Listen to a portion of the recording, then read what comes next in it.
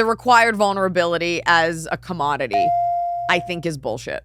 I think be vulnerable when you want, but requiring it and demanding it. Don't you think it's maybe just a part of show business?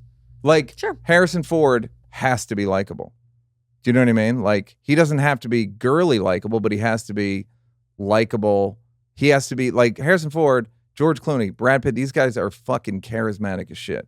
Some people are like, Eddie Murphy is maybe the most charismatic person who's ever lived. Like, there are people that are so off the charts with it and have to then behave a certain way. No. But I don't think that there's... We know people who are fucking monsters that because they make enough people enough money are super successful and they're still in those upper echelons. So I think it helps. I think the difference is being a good person that is charismatic. When you fall, people will root for you to rise back up. Right. And then there are people who are awful and they're really successful, but when they fall, there's no one there to catch them and they stay down. Yes, but I agree. The thing that I was saying is like there is a certain amount of you have to be like, and I'm not talking about off camera. I'm talking about just on camera. Are you talking about? I'm talking about off camera. I'm talking about. You're talking about like if you're a woman and you're I'm talking about an interview, like whatever. something real like this. Yeah. I did say the protagonist thing because it is a lazy note that you often get, and it's like, why is she unlikable? Yeah. What did she really do other than be real?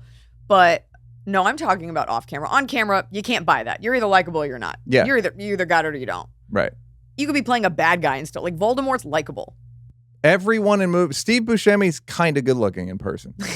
He plays like, bring in the ugly guy, and then you see him in person, you're like, he's cement, like he's like good, like you have to be good looking. The camera exaggerated the teeth. Okay, so you're talking about behind the scenes. We're talking about the regular discussion in Hollywood, and we're talking about podcasts, interviews, sound bites, Instagram posts, just things like that are native and real.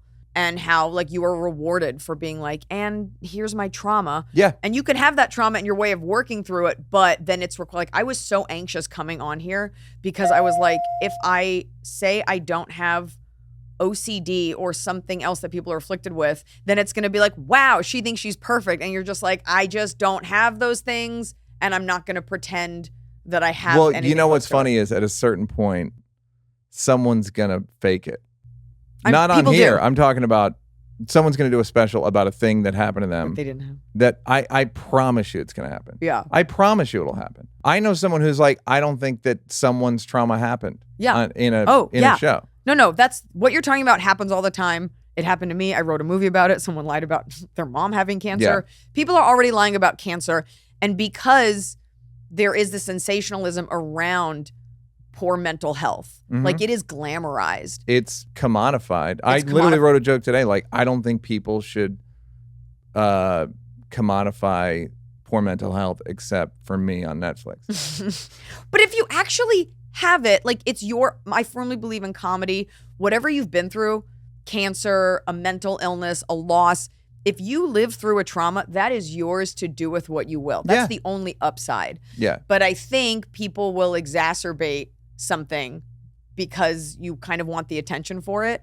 I'm not saying who, I'm not saying when they've done this, but I feel like people will get angry that I said that. I'm like, but I'm not wrong because it's so delicious, especially if there's nothing specific about you and you're like, well, I guess I could play into this, play it up, and then it's rewarded. Yeah.